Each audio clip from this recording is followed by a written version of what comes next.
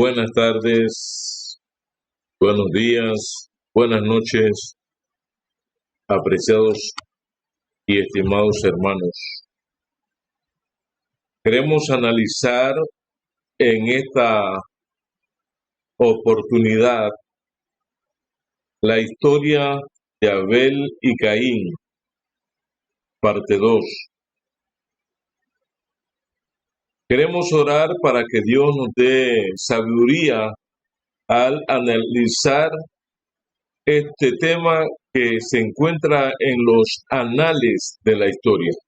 Querido Dios, te damos gracias en esta hora por la vida que tú nos regalas, por el propósito que tienes en nuestras vidas de predicar el Evangelio y de que muchos lleguen al conocimiento de tu verdad. Te pedimos tu dirección a través de tu Espíritu Santo para comprender el tema de Caín y Abel en esta tarde. En el nombre de Cristo Jesús. Amén. Es impresionante analizar esta interesante y triste historia que marcó un hito en la vida del ser humano. Hoy como ayer nos toca tomar la misma decisión, si obedecer a Dios con nuestro criterio por lo que consideramos que es mejor. Algunas veces nos preguntamos por qué Caín no le solicitó un cordero a su hermano Abel y prefirió traer lo que él consideraba y pensaba que era lo mejor de lo mejor que había en su huerto. Y si alguna vez no logras entender cuál fue la posible causa que condujo a Caín a actuar de esa manera que aparentemente estaba acorde con el pedido más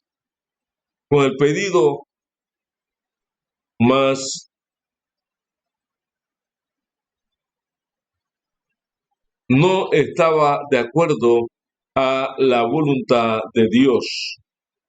Es nuestra lealtad y obediencia a nuestro Dios, a esos principios establecidos por Él, lo que determinan si nosotros estamos haciendo la voluntad del Señor.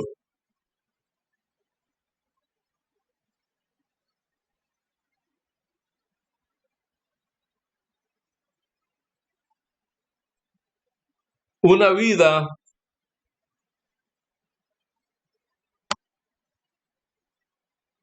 que honre y glorifique el nombre de Dios es lo que en realidad interesa o importa.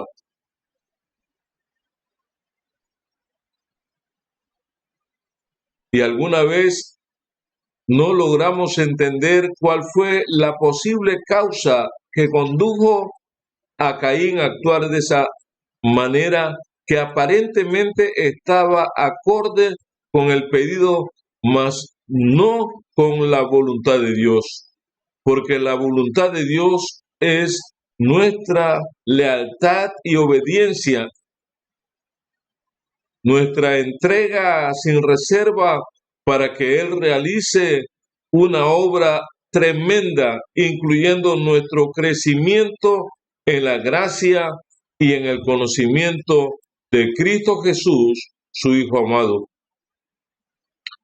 Sería bueno que analizáramos concienzudamente la causa por la que cada uno de estos muchachos decidió actuar como lo hicieron, En primer lugar, obediencia y lealtad a Dios, porque Abel consideró que Dios es justo, era un Dios de amor y misericordia, que lo había demostrado al otorgarle la gracia a su padre y a su madre, Adán y Eva, al momento de su desacierto que le cambió completamente su naturaleza, sus pensamientos, sus sentimientos y sus ideales. Se encontraban en una frontera sin retorno, en un pozo sin fondo, en un abismo sin salida. Es decir, Abel creía que Dios obró misericordia al otorgarle y perdonarle la vida, concediéndole a Adán y Eva su gracia y su misericordia y dándole una nueva oportunidad, aunque no pudieron vivir más dentro del huerto del Edén.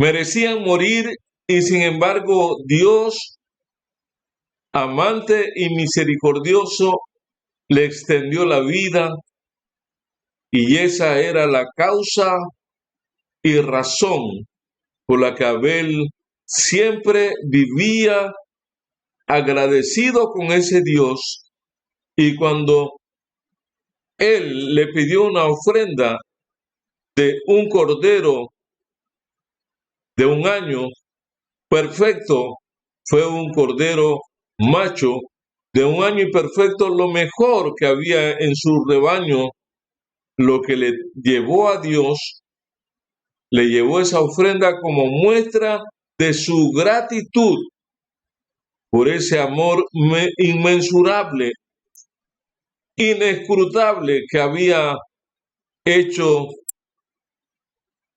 un efecto profundo, positivo en su vida, y lo condujo siempre hacia una vida de gratitud. Cuando analizamos esta sección desde esta perspectiva, podemos comprender cuál fue la causa por la que Abel dio lo mejor que él tenía. Ahora analicemos la ofrenda y la actitud del ofrendante Caín al responder y corresponder al pedido que Dios, el Padre, le había hecho en busca. Él buscó lo mejor que tenía. No es que Caín decidió llevar lo peor de su huerto. En esa ofrenda estaban las mejores hortalizas que se ha imaginado. Otra vez, Dios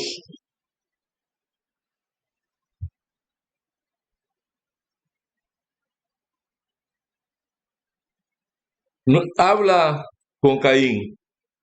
Otra vez, Dios se manifiesta, ya que estaban las mejores hortalizas. Había pedido Dios una ofrenda no de hortalizas. Dios pidió una ofrenda específica.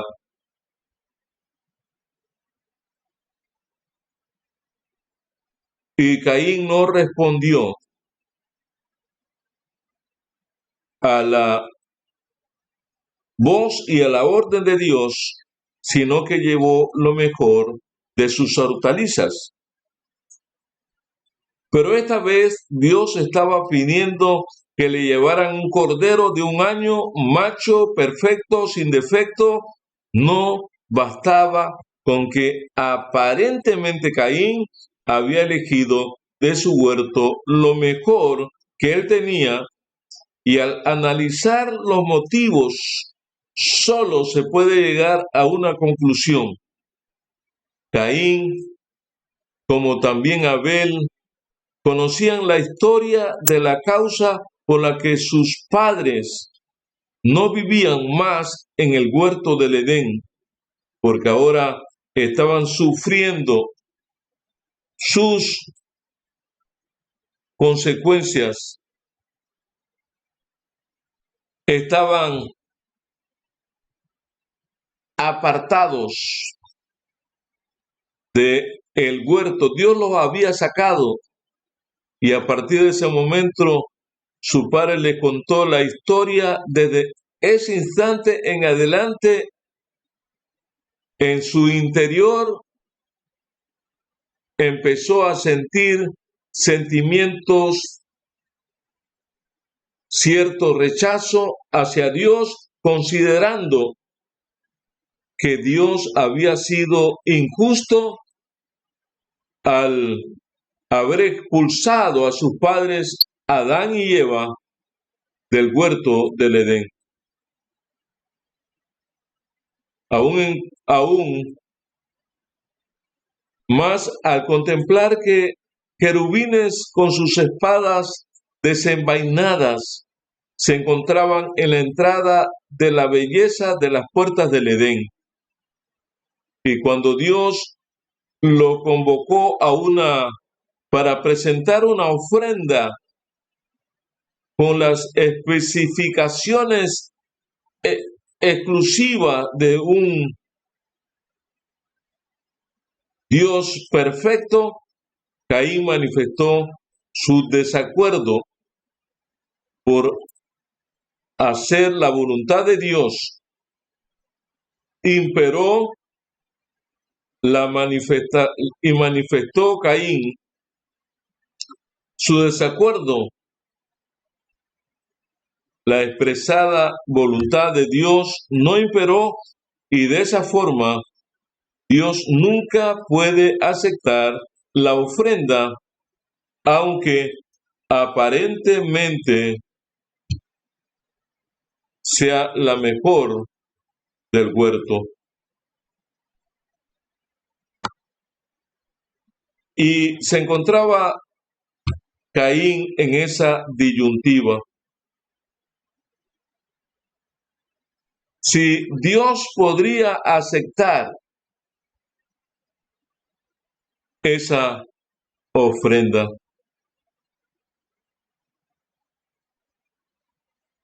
Amigo y amiga que me escuchas en los 6 continentes de habla hispana, allí nosotros observamos que aparentemente Caín presentó lo mejor, pero no era lo que Dios había pedido. Tú y yo a cada momento somos probados por Dios.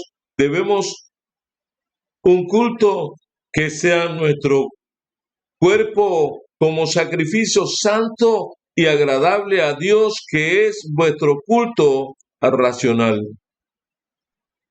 Tenemos que comparecer delante de Dios el Padre, dándole donde se nos pediría la misma prueba de lealtad que se le pidió a Abel y a Caín.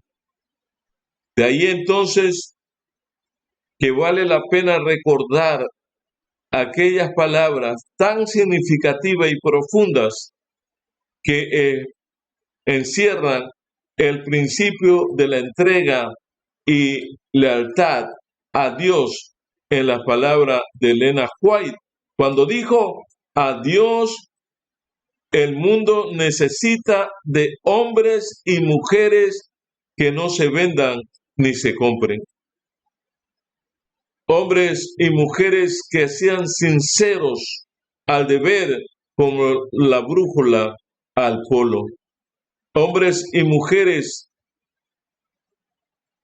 que sean sinceros en lo más íntimo de sus almas, que sepan darle al pecado el nombre que le corresponde.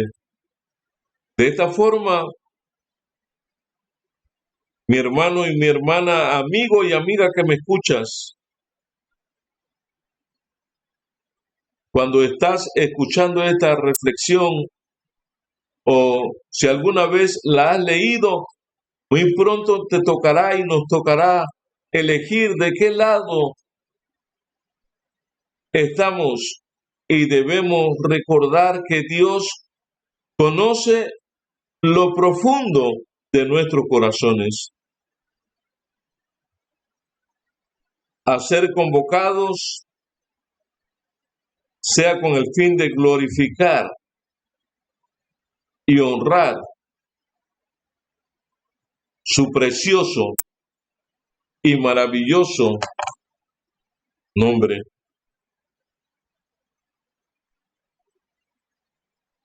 Debemos estar claros cuál es la voluntad del Señor, agradable y perfecta, y luego hacer esa voluntad.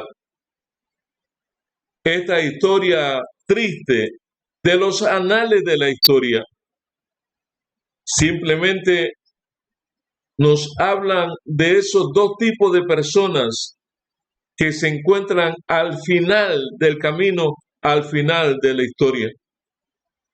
Las personas que están dispuestas a cualquier costo a manifestar su lealtad, su entrega sin condiciones a Dios, porque saben que lo que Dios pide siempre es lo mejor para ellos. Nosotros tenemos que decidir hoy, porque mañana puede ser demasiado tarde.